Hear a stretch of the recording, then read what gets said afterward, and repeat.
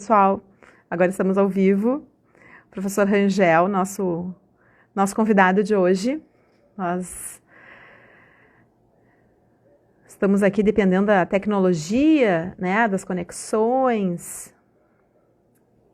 E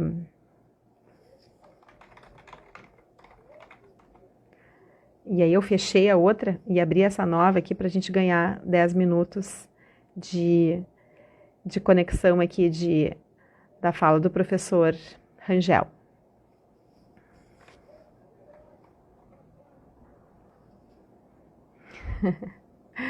Desculpa aí quem estava na outra, né? Eu tive que fechar a outra rapidinho para a gente poder ganhar tempo aqui. Mas vai dar tudo certo. Vai dar tudo certo. Aqui, professor Rangel.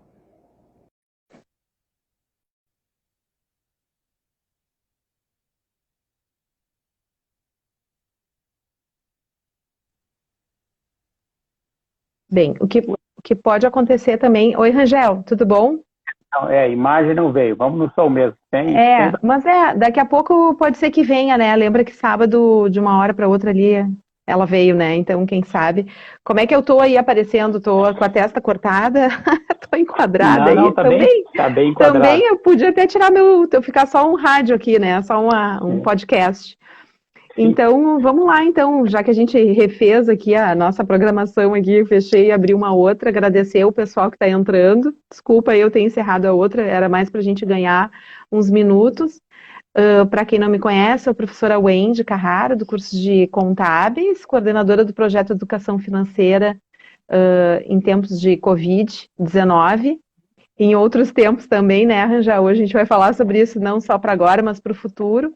E nós temos aí realizado lives sobre a temática de educação financeira, convidando especialistas para falar de diferentes enfoques. E hoje eu estou muito feliz aqui de ter como nosso convidado o Sérgio Rangel, professor do curso de Ciências Atuariais, né, meu curso vizinho, né, de porta. É uma grande satisfação, Rangel, te ter aqui. Vamos torcer para que daqui a pouco a imagem venha, né? Que nem foi o outro dia. E queria te agradecer de estar aqui conosco, né? E não só de estar compartilhando, né? Mas para mim é uma satisfação muito grande, assim, ser tua colega, né? Somos colegas já há muitos anos, né? Lembra lá quando eu ainda era substituta, nas sextas-feiras de noite, nós lá na FCE, né? De noite, esperando as aulas com o professor Baginski, te lembra? Era divertido. Então, te agradecer e te dou uma palavrinha aí inicial. Tá tudo bem aí? Tudo não tô bem. vendo a imagem. Tá bom. Tá me ouvindo bem? Eu tô ouvindo. Acho que o pessoal deve estar escutando também. Tá bom. Então tá. Então, tudo contigo.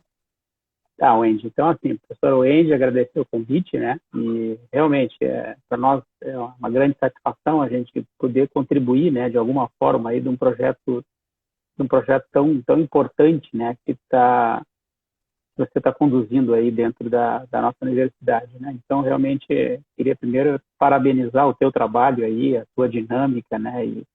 E toda a tua competência, né, em conduzir várias questões em conjunto, né? Essa é uma habilidade aí extraordinária que tem, né? Então, a gente fica feliz aí em poder, pelo menos, trazer um pouquinho de contribuição a mais aí, de repente, uma visão um pouquinho diferente, né? Sobre esse tema, né? Dando um viés um pouquinho mais ligado aí a uma questão mais de longo prazo, né? Que é o que eu vou tentar conversar com vocês aqui, né? Mas muito, muito legal, Guria, pelo convite aí. Legal, eu que agradeço de novo também essa oportunidade. Mas então, né, quem está nos escutando, ou quem vai escutar depois, porque também as nossas lives acabam sendo assistidas, né, por muitas pessoas depois, né?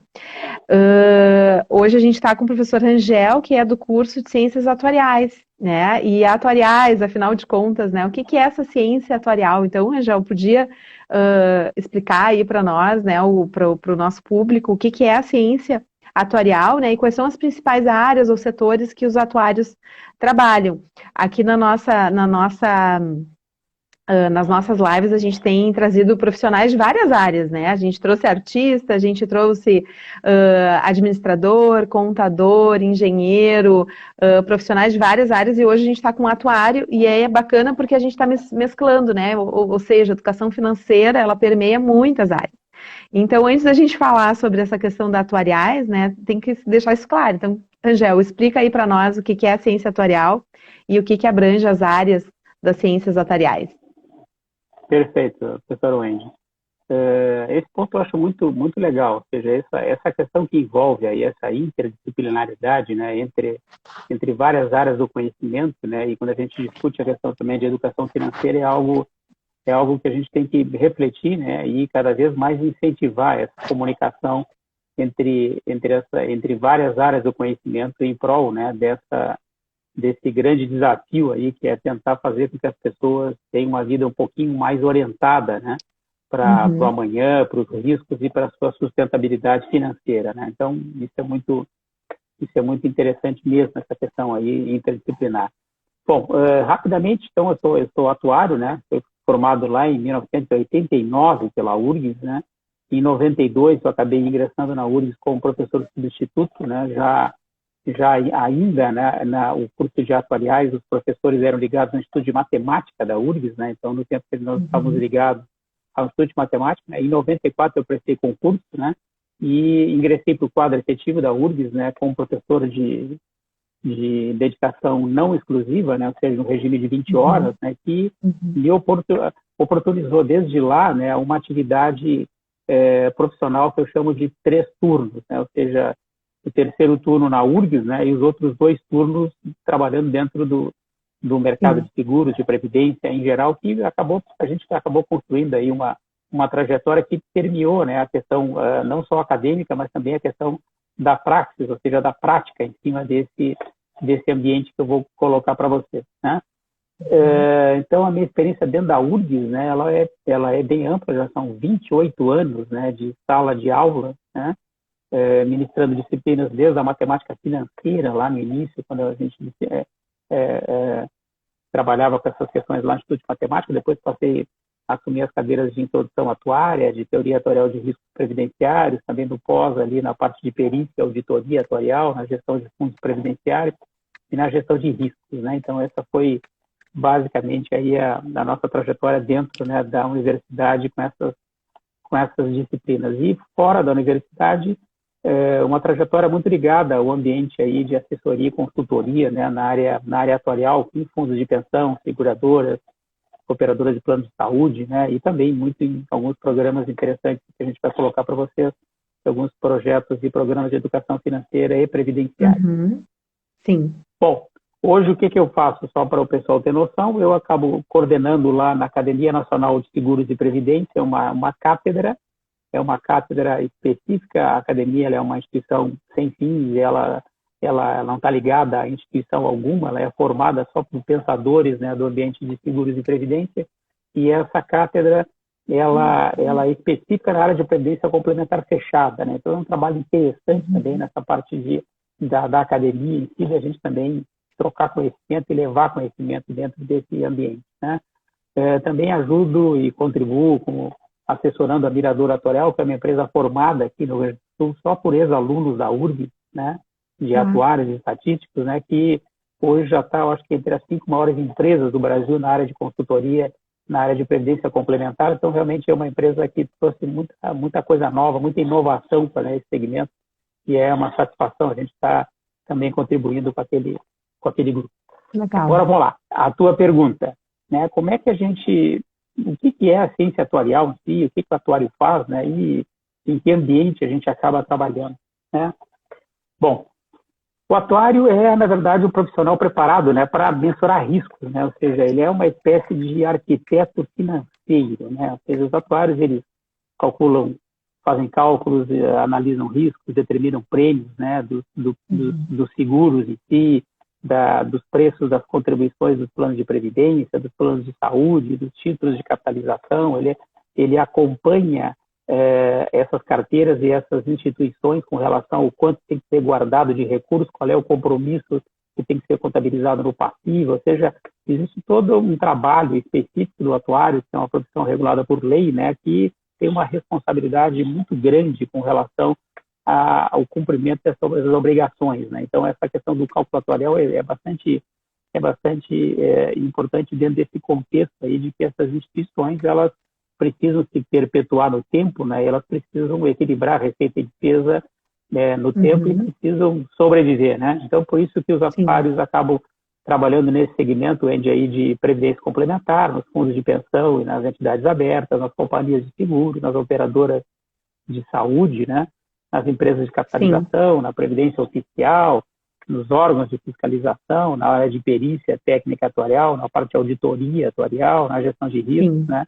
E nas empresas em geral. Então, esse é basicamente o ambiente aí onde os nossos alunos acabam, depois de formados, né, ingressando e trabalhando. É legal. Não, eu gosto muito, assim, que tem que esclarecer, né, porque tudo que vocês fazem está presente na vida de todos, e muitas vezes as pessoas não sabem, né, quem é o responsável, né, por isso. Porque, no fim, assim, é um contexto bastante complexo.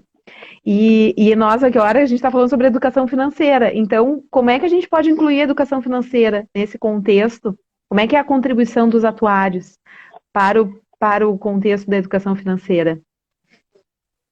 Bom, eu coloco assim, hoje eu acho das profissões, né, que existem, na minha opinião, eu acho que a profissão atuarial é aquela em que o propósito dela está integralmente associado a essa questão.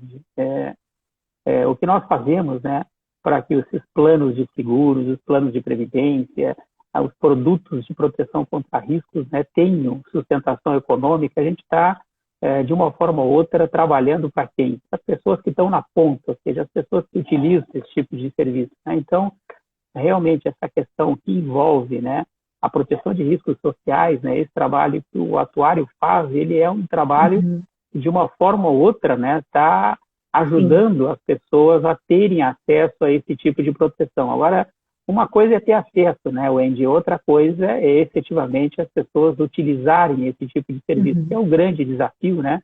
Não só da questão aí da educação que a gente chama de previdenciária ou securitária, né? Mas como também a educação financeira como um todo, né?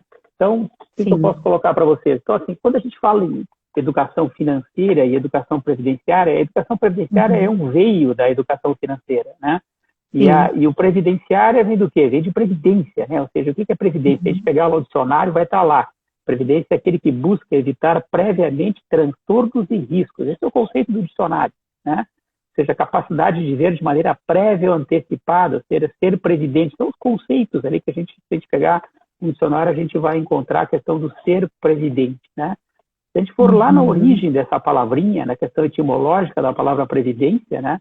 A gente vai ver que isso vem de ser oriundo lá do latim, né? Do previdere, ou seja, ver antes, se antecipar, se prevenir, né? Se antecipar aos riscos de si. Então, esse é um ponto aí que está diretamente relacionado com o dia a dia, né, dos atuários em si, né?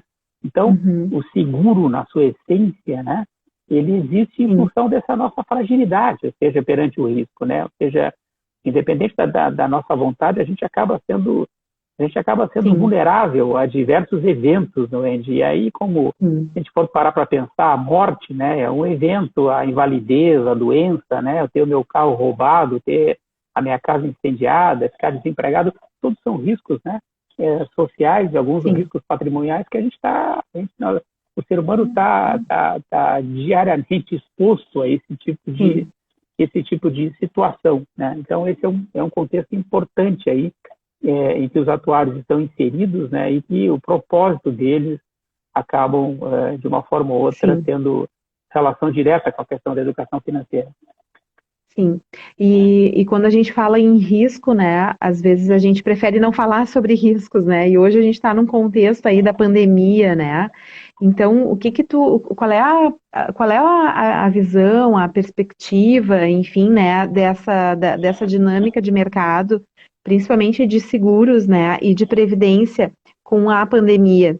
né? O que que tu tem, assim, que tu pode nos contar, enfim, afinal de contas, assim, muitas coisas mudaram, né? Às vezes o que a gente achava que, esse risco está muito longe de acontecer, ele tá, de fato está acontecendo, né? E aumentou, diminuiu, as pessoas estão buscando mais proteção dos riscos, e como é que está essa questão das seguradoras? O que que tu pode nos contar, assim, em relação a isso, desse cenário aí, desse aspecto dos seguros, das seguradoras, Bom, diante da pandemia? esses tempos, né, de crise em si, ou de questões que acabam muitas vezes aí trazendo algumas dificuldades no dia a dia para as pessoas, né? São alguns momentos até que surgem algumas reflexões, né, com relação a determinadas situações, né? Então a gente observa, claro que a gente observa uma questão muito pesada com relação à diminuição da renda, né, da média das pessoas, né, em período de crise, né? Mas as pessoas, do ponto de vista de pensarem, né, em produtos em si e até serem mais sensibilizadas com relação a esse tipo de produto, é algo que a gente observa como algo importante, né? Ou seja, é importante que as pessoas também pararem um pouquinho, né, para ver se isso faz algum sentido, né, na organização de vida delas, né?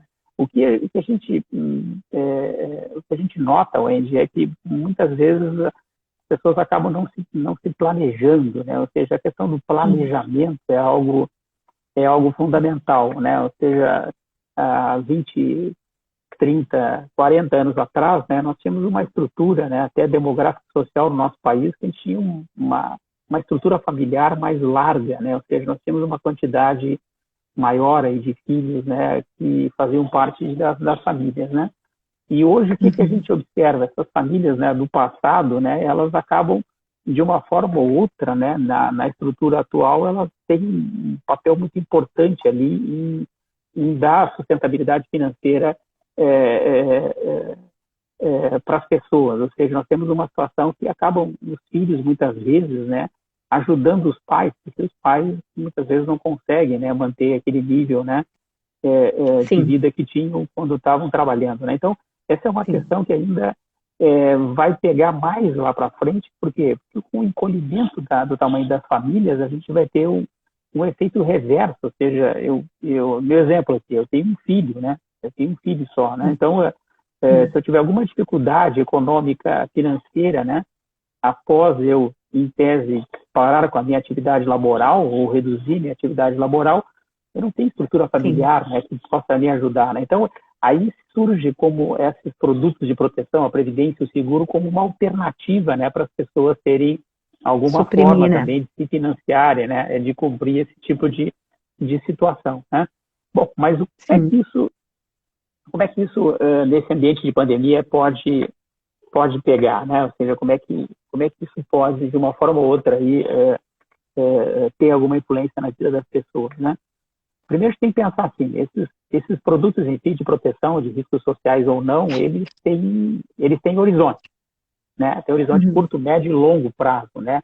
Normalmente, né, os seguros, né, eles são mais voltados para os riscos de curto e médio prazo, e as operações de previdência, né, que são mais programadas, né, das pessoas fazerem poupanças complementares, né, em virtude do Estado não ter uma condição de prometer algum tipo de garantia muito interessante após as pessoas se aposentarem. As pessoas têm que efetivamente buscar algum tipo de alternativa, né? Então a previdência, ela é uma alternativa, em tese, mais de longo prazo, mais de programação de longo prazo. Aí a coisa complica, né? Porque assim, questões de curto prazo as pessoas têm mais noção, mas a do longo prazo, na cabeça delas, é um pouquinho mais difícil de fazer plano, né? Mais difícil. Todo mundo faz plano. As pessoas fazem planos de festa, de aniversário, de Natal, mas de vida, realmente as pessoas acabam empurrando isso com a barriga, como é que no futuro tudo vai se ajeitar, Deus vai nos ajudar. Então, realmente, muitas vezes a gente fica jogando com algumas situações que a gente precisaria também um esforço nosso, né, nessa construção, né? Eu gosto muito, Andy, eu gosto muito do Taleb. Não sei se você gosta, mas assim, Taleb é um ensaísta libanês, né, naturalizado americano, é um cara que escreve muita coisa interessante sobre principalmente o que ele chama aí do estudo, né, do risco e da incerteza. Ele chama isso como sendo a mãe de todas as disciplinas, né? E o Taleb, ele conta uma historinha de um livro dele que eu sempre levo aos meus alunos, que eu acho bastante interessante para a gente refletir, ou seja, qual é o papel desses produtos, né, na vida da gente, né? A historinha é uma historinha retirada de uma antiga tradição aí rabínica, né, que ela diz mais ou menos o seguinte, né? Tinha uma vez um rei, né? Um rei, e em virtude de alguma situação que aconteceu com o filho dele, esse rei ficou extremamente chateado com essa atitude desse filho, né? E aí, no momento de raiva e de brabeza desse rei, ele publicamente estabeleceu uma punição, ou seja, olha, a punição para o filho dele deveria ser feita mediante apedrejamento, né? E aí, quando ele estabeleceu essa punição, ele apontou para uma pedra que estava do lado ali do trono dele, né? Era uma pedra muito grande, né? Mas ele apontou para aquela pedra e aí ele estabeleceu que no outro dia, né, a pena seria realizada, ou seja, o filho seria apedrejado, né? E aí, passado aquele momento de raiva, ele foi refletir e chegou, puxa, mas agora eu tenho um grande problema, porque se meu filho for apedrejado com essa pedra, ele não vai sobreviver. E aí ele ficou com um drama de consciência, chamou lá um conselheiro do reino, né? E disse, olha, eu tenho um problema, eu quero que tu pense e me dá uma solução, né? O problema é esse, o que eu faço? Eu não me arrependi, eu não posso voltar atrás, porque um rei que rompe um juramento, ele não é digno de reinar. Então, o que é que eu faço para resolver essa questão? Aí o sábio, esse conselheiro, saiu, deu uma pensada e retornou e disse para o rei o seguinte, tem uma alternativa para ti. A alternativa é a seguinte, vamos pegar essa pedra e vamos quebrar ela em pedaços bem pequenos. Vamos quebrar em pedacinhos essa pedra e amanhã de manhã o seu filho terá a punição, ele será apedrejado com essas pequenas pedras, né? Onde é que eu quero chegar, né? Ou seja, essa historinha do Taleb, retirada dessa tradição rabínica, ela diz o seguinte, para nós que somos vulneráveis, né, a gente tem uma vulnerabilidade muito forte, né, em levar uma pedra gigante na cabeça de uma vez só. Mas a gente suporta receber pequenas pedrinhas, várias pedrinhas, né? Então, esse efeito cumulativo de vários impactos pequenos, para nós, a gente não sente tanto quanto levar uma pedra gigante de uma vez enorme. Só.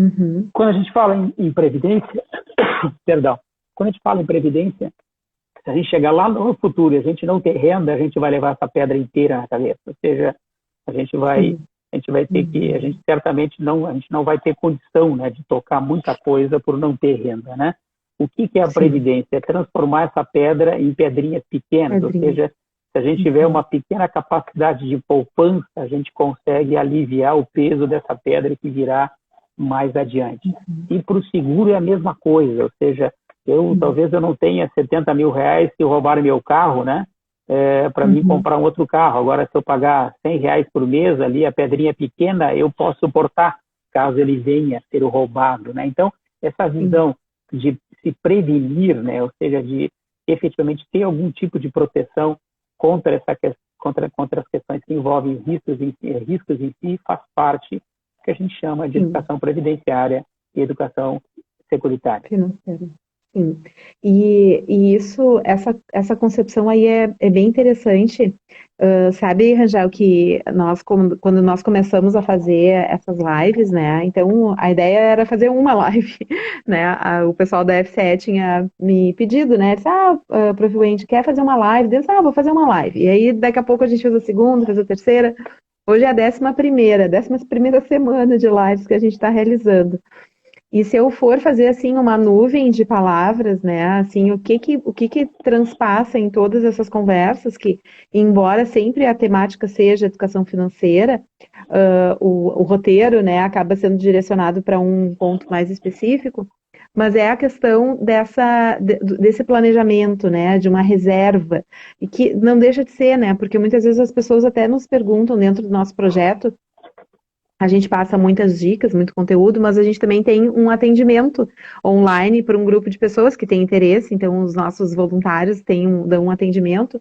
E normalmente, quando a pessoa começa a se organizar, ela ou até nem precisa estar no atendimento. A gente recebe até perguntas, né, sobre o que que eu faço, como eu posso fazer. E uma dessas alternativas é justamente essa, né, fazer uma educação previdenciária, seguritária, né, para que a pessoa consiga digamos assim, a educação, né, tu pode complementar em relação a isso, é justamente assim, não, eu vou fazer pensar num plano de previdência, porque é uma garantia, uma forma de eu também estar pensando no meu futuro.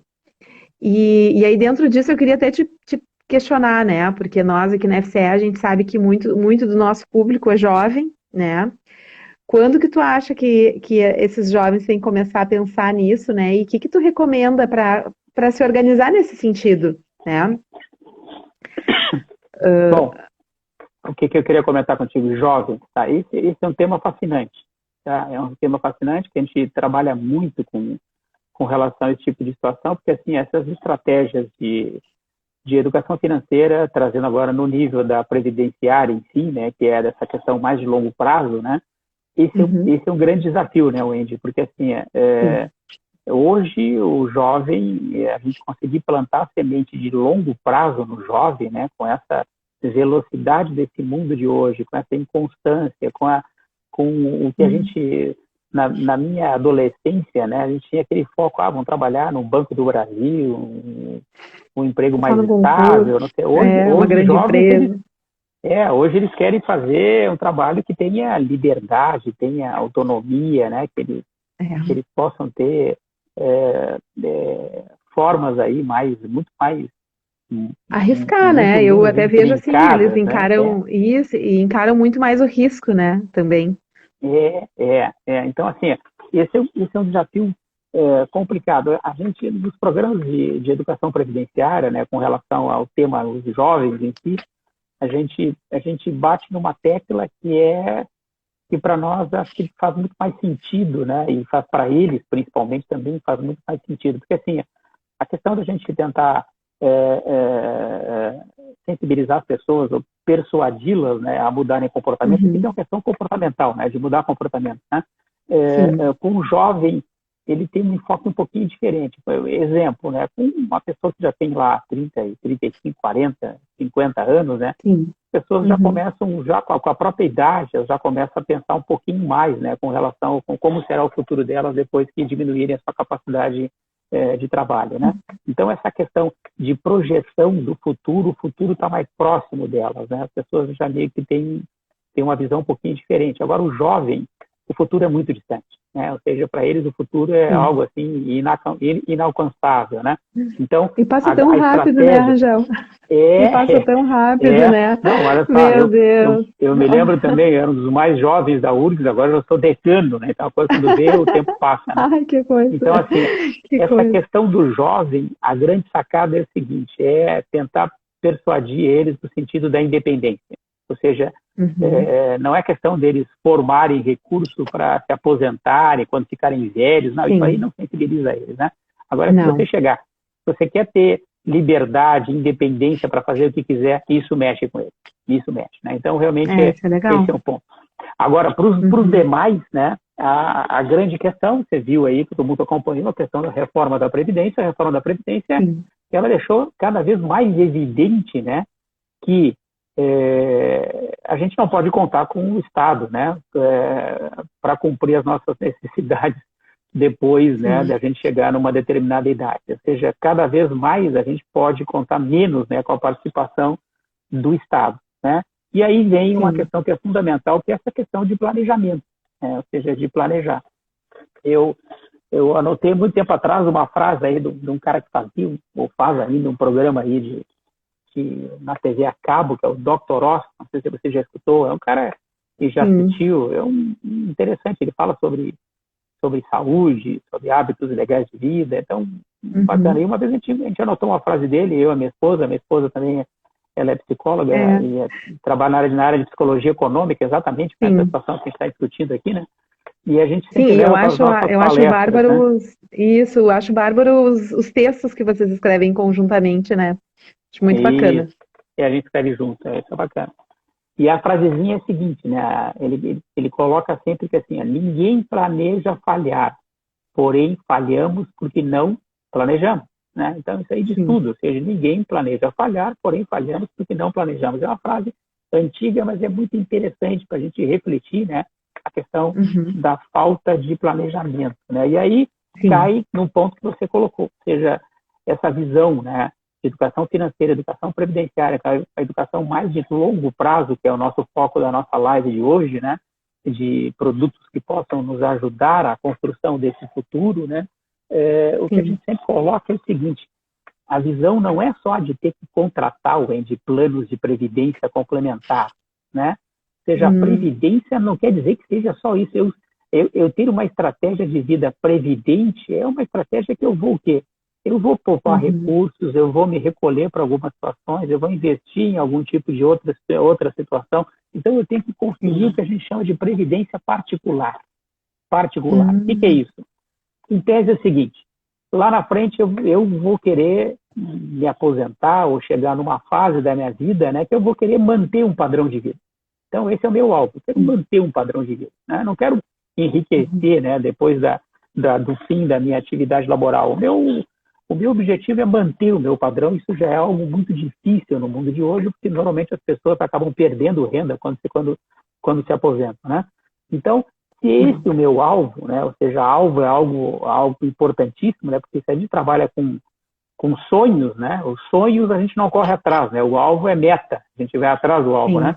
Então, a gente pode tentar começar a construir o que seria um planejamento de uma previdência particular, ou seja, qual é o meu objetivo de longo prazo, né? E aí, Wendy, quando a gente fala isso, tá a previdência social com uma partezinha, um pilarzinho disso, tá o que eu vou construir de ativos financeiros de poupança na minha vida, tá eventualmente algum aluguel de algum imóvel que eu tenha comprado que vai me servir de renda, algum negócio, algum empreendimento. Então, assim, a situação da gente dizer que a previdência é só um produto. Opa! Alô? Então, assim, Oi, Rangel. Deu um cortezinho? Deu um cortezinho, Deu um corte? isso. Deu um cortezinho, mas já voltou.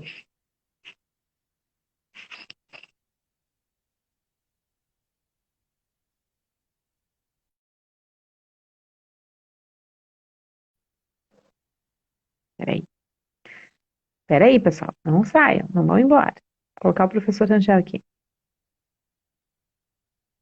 Sabe, agora vem a imagem.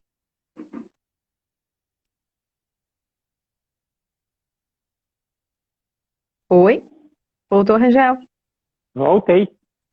Voltou. A imagem não quer vir. Meu Deus. Não quer vir. Mas estão escutando isso. Mas isso tudo bem, importa, né? estamos escutando. Isso aí, escutar. Estão só me vendo aqui. Vamos lá. Tá.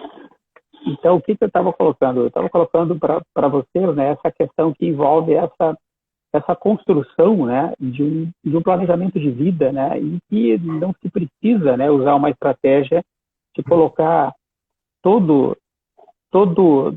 a expectativa em cima de um futuro, em cima de uma situação específica como só a previdência, né? A previdência é importante, né? Eu, como atuário, sempre defendo isso, né? Porque alguém vai administrar teu dinheiro, vai te retornar esse dinheiro, que muitas vezes tem caráter vitalício, né? Que é a grande sacada dos produtos de previdência, né? Mas existem outras formas de construir a nossa previdência que eu chamo particular. Nosso futuro, né? Um planejamento futuro, né? Talvez também. Exatamente.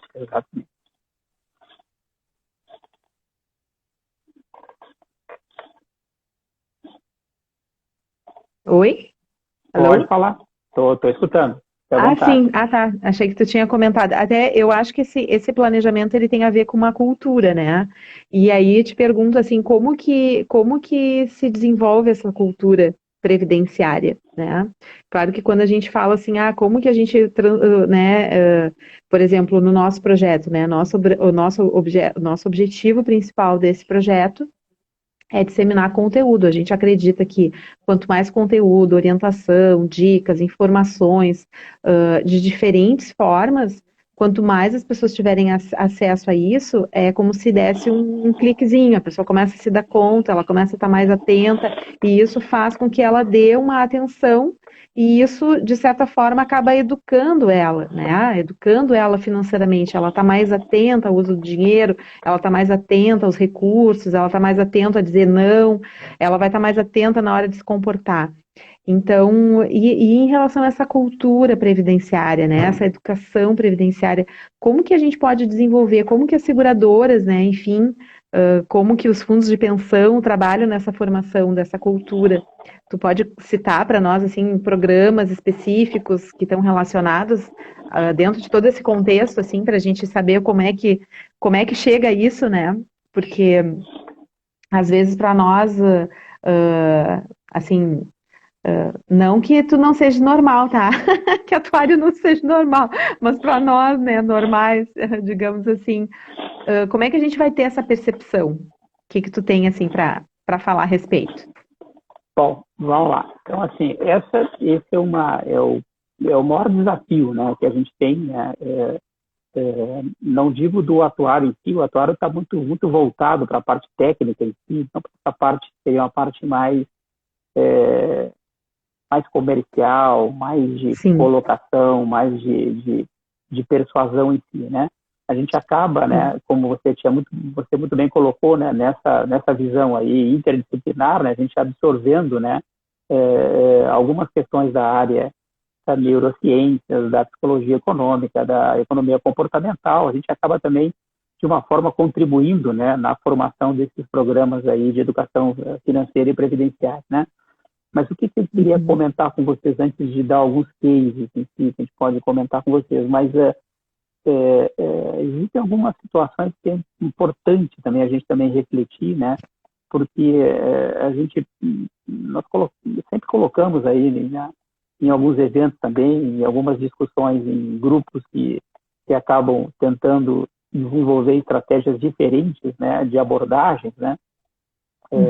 Para chegar nesse objetivo final, que é das pessoas se autoconvencerem, né, Wendy? Porque assim, ninguém gosta de receber ordem, né? Ou seja, as pessoas têm que serem conduzidas para elas se darem conta, né, de que aquilo faz sentido, aquilo é importante para elas.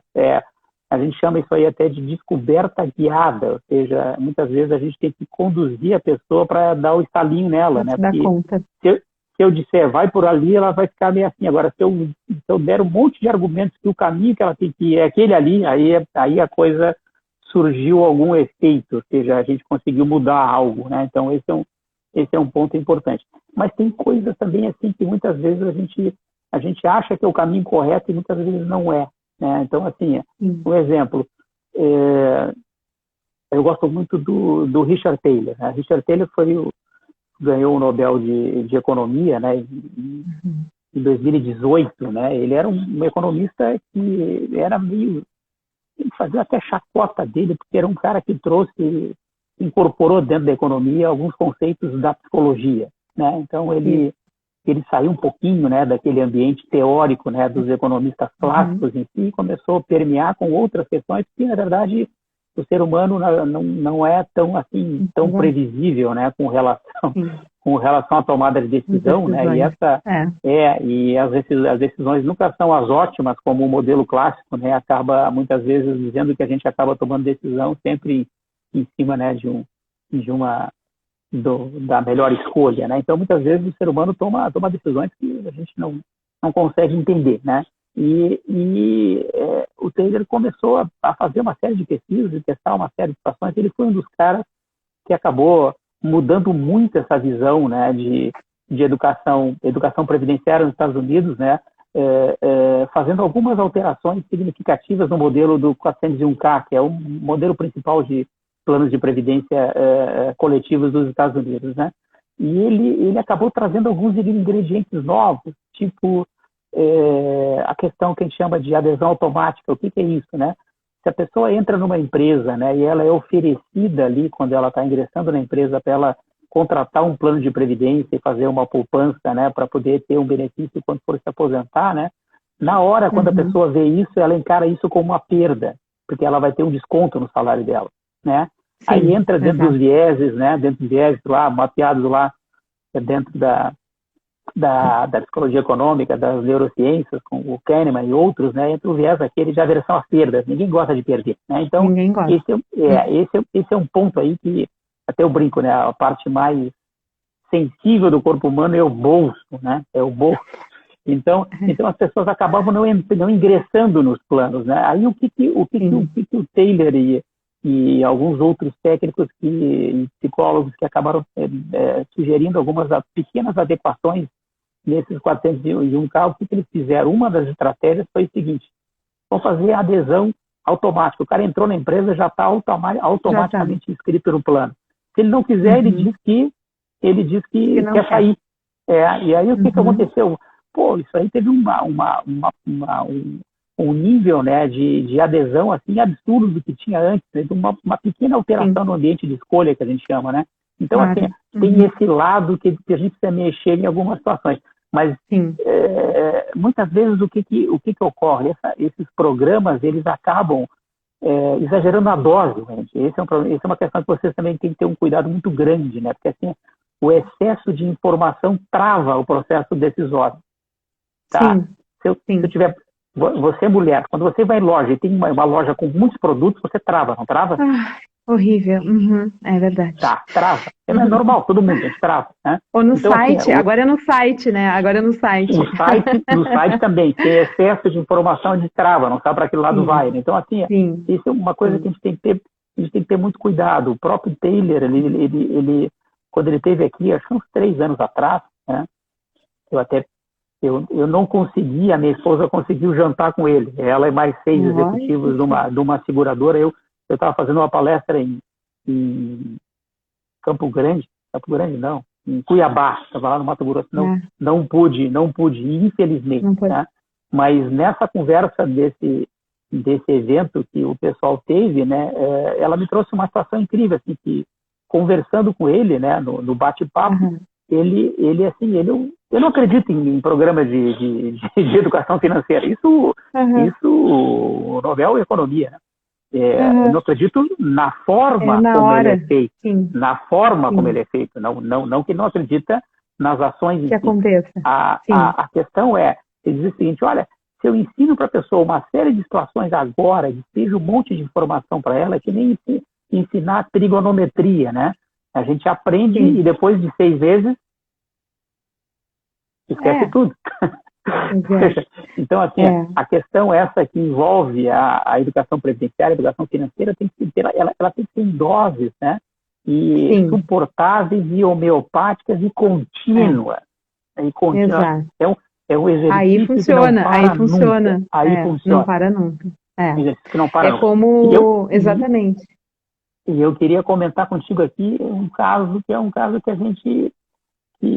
para nós, assim, acabou trazendo uma surpresa, né? Porque, assim, é uma questão só para a gente refletir, né? Nós sempre brincamos aqui a questão do só saber não basta, né? Ou seja, muitas vezes a gente sabe tudo, mas a gente não faz, né? A gente sabe que tem que ir na academia, a gente sabe que tem que diminuir o açúcar. A gente paga a academia, né? Agora não dá para ir na academia mesmo, né? Mas enfim, né? Quantas pessoas dizem, não, mas eu estou pagando a academia, mas não vai na academia, né? Então, assim, a gente sabe tudo, né? Todo mundo sabe tudo, né? É bem assim. Mas só o saber não muda o comportamento, né? Então, o que ocorreu nesses encontros de ENEP, de CVM, a gente acabou conhecendo, né, uma experiência interessante, né, que foi uma experiência de contato com pessoas da Noruega, né, porque assim, a Noruega a gente tem aquela visão, né, que é um país rico, modelo escandinavo social é benevolente, né, uma das nações mais igualitárias do mundo, IDH o mais alto do mundo, né, o segundo maior PIB per capita do mundo. Então tem toda aquela questão ali. Claro, o país também teve algumas vantagens com relação ao petróleo, coisa que envolveu a economia deles, né? Mas o interessante foi o seguinte: foi feita uma pesquisa pela Standard Poor's, né, há uns 3 anos atrás, e essa pesquisa foi uma pesquisa em nível mundial, né? para tentar medir o quê?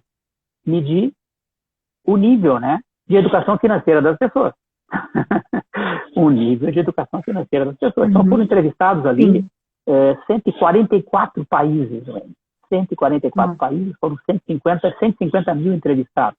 Mas olha só, a entrevista era o quê? Era tentar buscar, né,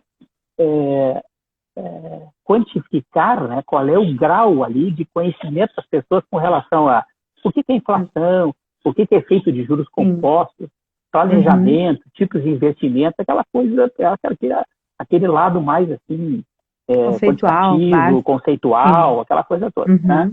Bom, aí o que ocorreu? Dos 144 países, qual foi a população melhor avaliada? Melhor avaliada? Os noruegueses. Os noruegueses. Eles, o pessoal da Dinamarca e da Suécia, foram os 3 melhores, né? E tudo vizinho, né?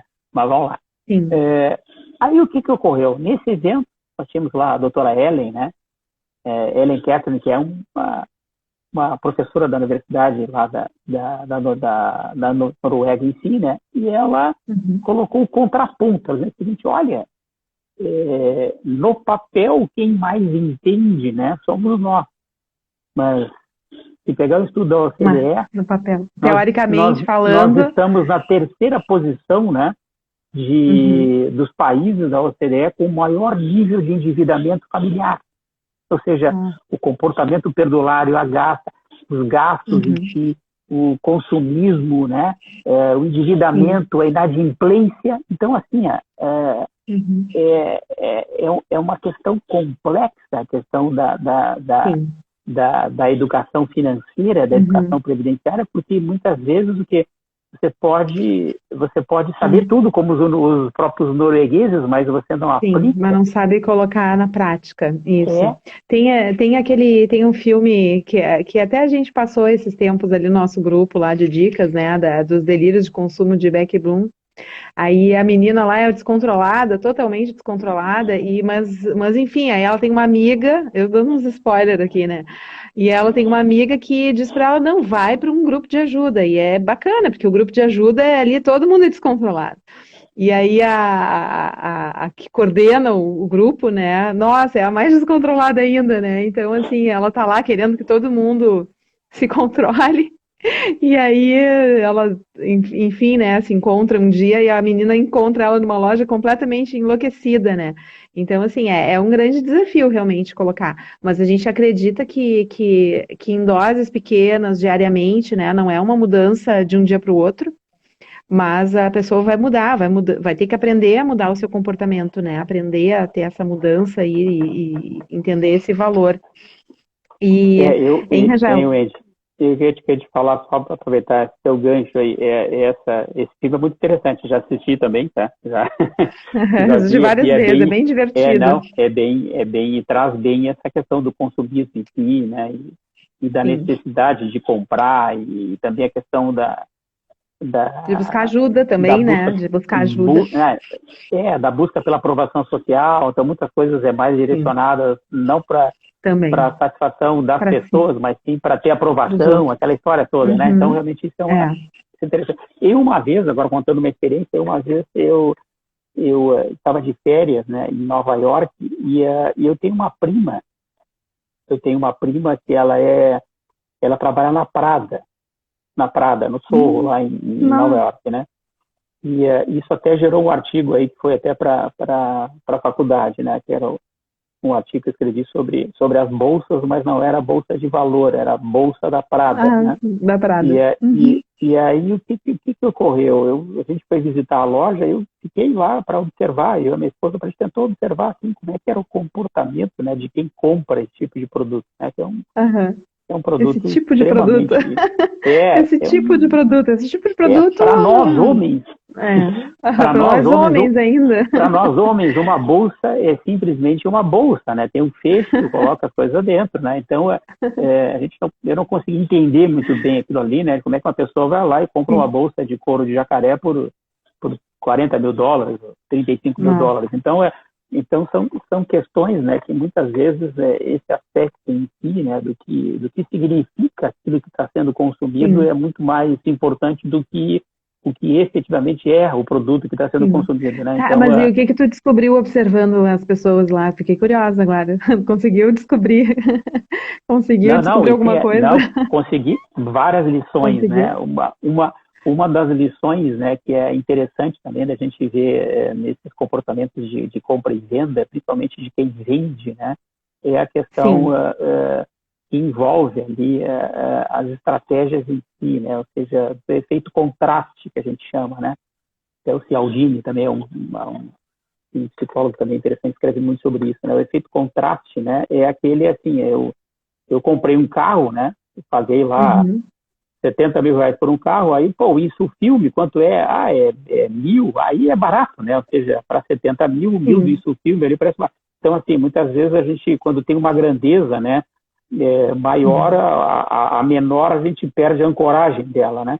Então, Sim. esse é um ponto interessante, que assim, quem vende uma bolsa dessa sempre vende primeiro a bolsa, né, para depois vender uma blusa ou uma sandália, né? Porque realmente aí o que é o mais barato acaba ficando até, se perde um pouco a correlação se aquilo está Uhum. caro ou não, né? Então, assim, tem Sim. algumas estratégias com relação a esse tipo de situação para cair nas armadilhas que a gente acaba caindo, né? Da gente perder esse tipo Sim. de Dos combos. noção, Os né? combos. É, Os é. combos, né?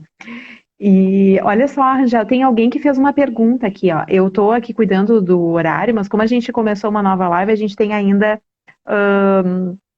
10 minutinhos. Tem alguém Aham. aqui, o Jonathan, eu não sei se ele tá aqui online ainda. O Jonathan, ele fez uma pergunta, assim, ó. Ele perguntou, não sei se tu vê ali nos comentários, o que que atualmente é mais rentável, né? Contratar um plano de previdência privada ou realizar um plano de previdência particular com investimentos próprios, como em Tesouro Direto, CDB, entre outros. Acho que todo mundo tem essa curiosidade, né? Tá, O que que olha tu só. tem a falar sobre essa perguntinha? Isso, ele tá Não, aí, não, ó, tá ali. tá aí, Jota. Olha só, primeiro, né? O que aconteceu aqui? Nós tivemos aí, nesse período de pandemia aí, e vamos colocar junto aí a situação até do Brasil em dezembro do ano passado, nós tivemos um cenário aí de taxas de juros, né, decrescente, né? Ou seja, o Sim. horizonte aí de Uhum. retorno dos ativos, eles foram achatados, né? Depois deu Sim. todo esse balanço com relação aí, a sacudida com relação à Covid, subiu um pouco, agora está de novo, a tendência realmente é a gente ter retornos mais baixos, né, dos investimentos em si, tá? A questão de investir sozinho, né, ela tem um risco ali, que é um risco que pode trazer o seguinte, né, eu investindo sozinho, eu não tô dentro de um ambiente que eu esteja mutualizando o risco, ou seja, eu sozinho, se eu me perder, eu já era, eu tô sozinho, né? Ou seja, eu não tenho como diluir algum tipo de perda em si, né? Num plano de previdência clássico, você acaba diluindo o risco com outras pessoas, né? Então, tem Sim. essa vantagem, muitas vezes, até de ter produtos que cobrem um pouquinho ali de validez ou algum tipo de risco de curto prazo, tá? Uhum. Especificamente, assim, eu gosto muito dos planos fechados de previdência, aí tem que ter alguma forma de acesso a esse tipo de plano, né, que tem um horizonte de rentabilidade maior do que os planos privados. Os planos privados, eles têm que ter um cuidado muito grande com relação às taxas de administração, principalmente, né, e porque esses planos, eles não são muito claros, assim, com relação ao que é cobrado, principalmente a forma de Sim. conversão dos benefícios, né? Então, assim, eu não Uhum. descarto a questão de montar as carteiras, de ter a sua estrutura com uma plataforma de investimento, a parte de renda variável também, depois desse grande susto, né? Sim. Mas é algo importante, mas assim, tem que ter muita prudência, né, nesse tipo de atitude, né? E para buscar um plano, realmente tem que dar uma pesquisada, um plano de previdência aí que possa ter uma condição Uhum. bem razoável. Ou seja, Jonathan, tem que pesquisar, tem que fazer a comparação, tem que fazer uma análise de cenários, né? Não é tão simples assim a resposta, né, Rangel? Não, não, não, não é. Não, Isso, não isso, é tão isso simples. muda com relação ao contexto econômico também, né? Sim, exatamente. E aí a gente vê o risco, né? O risco, ele faz parte dessas nossas decisões, né? Mas pensar em alguma dessas alternativas é o caminho, né? Para aquelas pessoas que têm condições e que estão, de certa forma, já pensando numa reserva, é fundamental, né? E estudar e não se atirar simplesmente, né? Eu acho que essa aí também ajuda na complementação aí dessa resposta. E, Rangel, olha só, tu falou um monte de autores, né? Tu tem como dar uma lista aí para nós, assim, para ficar, assim, consolidar a lista de leituras recomendadas aí para gente, quem está interessado em educação previdenciária, né? E Eu acho fazer esse assim, link com a educação financeira. Tu falou aí na nossa fala, tu é, falou vários, assim. O eu que que tu falei tem assim alguns, para né? Eu falei isso? alguns, Mas mas pode assim, falar mais, pode falar para mais. não para não inundar o pessoal, assim, mas eu acho que assim, eu sou apaixonado, né, pelo livro do Richard Taylor, né? Ele Uhum, é dele e do Cass Sustain. O nome do livro é Nudge, tá? Que quer dizer cutucado em inglês, né? Ele é uhum. Nudge, como tomar melhores decisões sobre saúde, dinheiro e felicidade. Como tomar melhores decisões sobre saúde, dinheiro e felicidade. Essa foi a última Legal. tradução que deram para o título dele, já mudou aqui, né, da versão original, né? Esse é um Uhum, livro bastante interessante para a gente conhecer o conceito de arquitetura de escolhas, alguns conceitos interessantes de como ajudar as pessoas a tomarem melhores decisões, tá? sim. Então, para os nossos alunos, eu acho muito legal, né, eles terem uma noção aí na verdade, assim, quem acaba de uma forma ou outra ajudando ou interferindo ou de alguma forma influenciando a tomada de decisão das pessoas, né, acaba sendo o que a gente chama de arquiteto de escolha, né? Então, a gente pode conduzir, no bom sentido, né, que as pessoas tomem melhores decisões para elas mesmas, né? Seja na parte de Uhum. saúde, de dinheiro, de formação de futuro, aquela coisa toda. Então, esse livro é sensacional. Esse livro é Legal. show, né? Um Já outro, botei, fica dois já, livros já, aí. já tomei nota, porque todo Já sábado anotou? a gente manda uma É, dica de lazer, de leitura, e aí a gente vai passar essa olha dica aí. aí. Nós vamos dizer que o prof. Rangel nos indicou. É. Um outro que é mais denso para entender como é que a gente decide e como é que a gente acaba se atrapalhando, né, no processo decisório é um livro do Daniel Kahneman, né, que também foi Ah, outro sim. criador de Nobel, né, que é aquele Rápido e Devagar. Se vocês têm Uhum. anotado, é Rápido e Devagar, dois pontos, duas formas de pensar, tá? Legal. Esse é um livro mais denso, né, mas é um livro também bastante interessante aí para quem tem interesse também em Interesse para. estudar um pouquinho dessa área. Legal. Muito bom.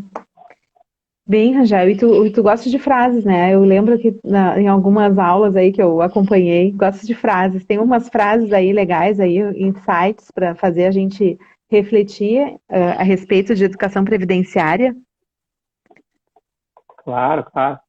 Algumas aqui. Deixa eu ver, uma que Eu eu me lembro gosto daquele muito. teu show do milhão, né? Aquele teu show do milhão, tu continua fazendo nas aulas? Quer dizer, Ah, agora não, não. parei, me lembro. Aquilo ali foi uma das, como é que é, inovações, né, em termos de dinâmica, né? Inovações, bem Agora legal. tem Kahoot, agora já está outro mundo. Ah, não, mas o teu show de milhão Aquele era meu show. o meu Era, era era Tabajara. top. Era meio Não, era Tabajara. antes do Kahoot. Antes do Kahoot já arrasava. Eu me lembro, eu me lembro. Então, toca a Bom, ficha aí, dá umas frases aí de inspiração para o tem uma pessoal que eu acho trocar show. de. Oi. Tem uma que eu acho show aqui de um japonês, Yosho Terasawa, o nome dele, tá?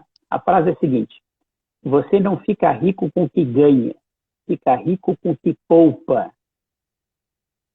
É verdade. Bastante reflexiva a frasezinha, né? Você não fica rico com o que ganha, fica rico com o Exatamente. que poupa, tá? É. Uma do Uhum. Humberto Eco também, que eu acho sensacional. Anotem aí. Vai, O manda ver. futuro deve ser, o futuro deve ser o lugar para onde vamos, e não Uhum. algo que virá até nós, Muito onde bom. estamos agora, né? Ou seja, o futuro tem que ser construído, né? Ou seja, não, É. É uma visão Somos responsáveis, né, bastante pelo... interessante, Sim, né? sim. Tem uma da Eliana Cardoso, aqui, da economista do Banco Mundial, né, que também é antiga essa frase dela, mas eu acho muito também interessante para a gente refletir, né? Que é o seguinte: dinheiro demais, né, pode te fazer escravo dele, e de menos te faz escravo de outras pessoas. Uhum. Tá? É. Também. E a última, né, de um médico aí, filósofo, Oliver Wendell Holmes, né, que também eu uso muito no Uhum. final das minhas palestras, é o seguinte: o Ai, mais vai importante... encerrar, vai... Vai Sérgio, cair, vai vai cair. encerrar em três, vai lá.